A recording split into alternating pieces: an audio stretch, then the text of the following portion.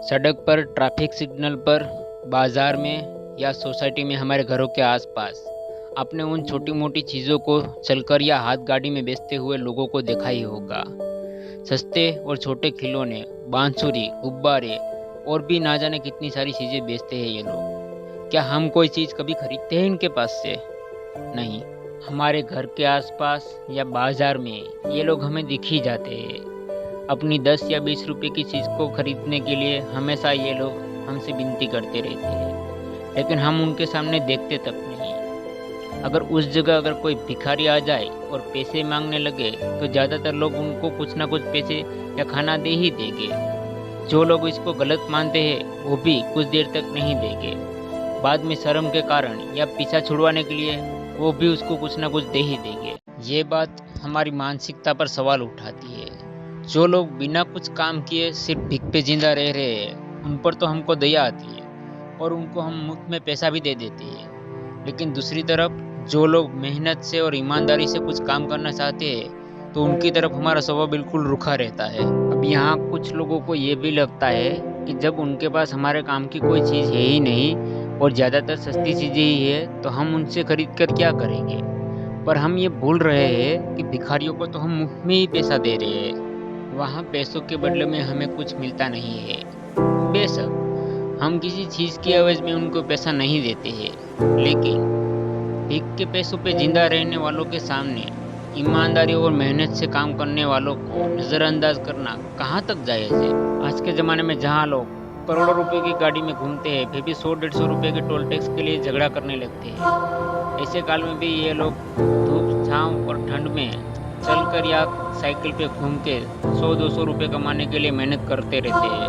हमारे समाज के लोग बातें हमेशा सकारात्मक ही करते हैं, लेकिन सामाजिक जीवन में हमें हमेशा नकारात्मकता ही पसंद है और ये हमारे समाज का एक कड़वा सच है।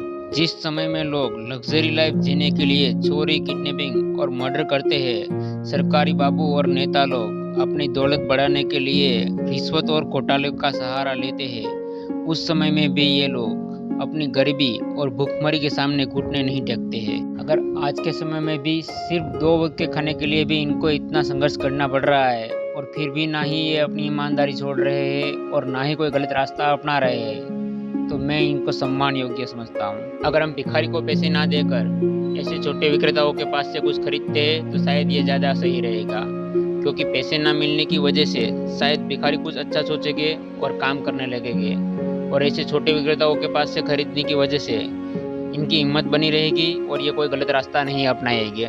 बात अगर खरीदी की हो रही है तो एक नज़र हमारे तरीके पर भी डालते हैं। जब हम मॉल में कोई चीज़ खरीदने जाते हैं तो क्या हम वहाँ पर बार्गेनिंग करते हैं? नहीं, चाहे कपड़े, जूते हो, फ्रूट हो या सब्जी हो। लेकिन अगर वही चीज़ हम रास्ते पर बैठे ठेलों वालों से खरीदने जाएंगे तो हम वहाँ पर बार्गेनिंग करने लगते हैं। ऐसा क्यों है?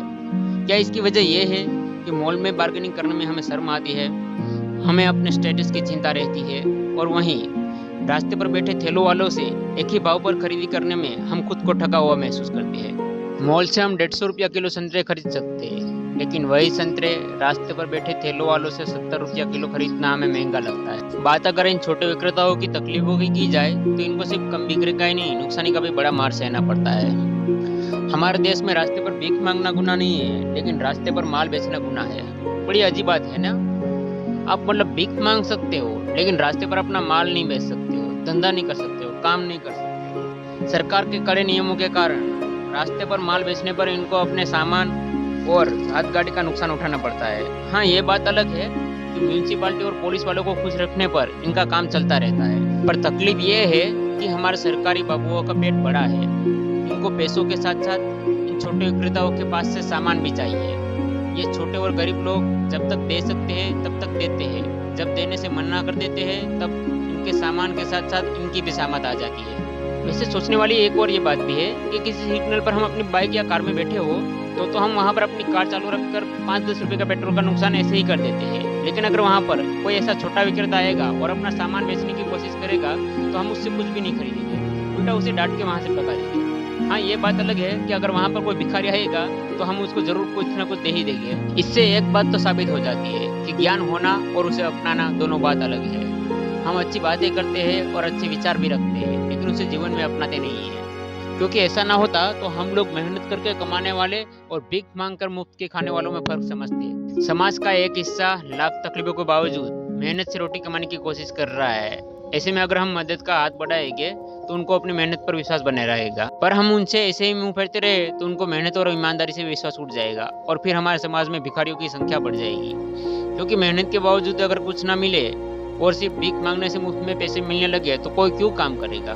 मैंने इस वीडियो में ये बताने की कोशिश की है कि हमारे देश में आज भी ऐसे लोग हैं जो गरीबी के बावजूद भी मेहनत और ईमानदारी के बल पर जीना चाहते हैं, जबकि आज दुनिया में हर कोई पैसे और लग्जरी लाइफ जीने के लिए कुछ भी करने को तैयार है। तो ऐसे में हमारी भी जिम्मेदारी बनती है कि हम इनकी हिम्मत जिंदा रखें और इनकी मदद करें। अगर मेरी वीडियो पसंद आई हो तो लाइक करें, शेयर करें और चैनल को सब्सक्राइब करें। मिलते हैं अगली वीडियो में। जय भारत।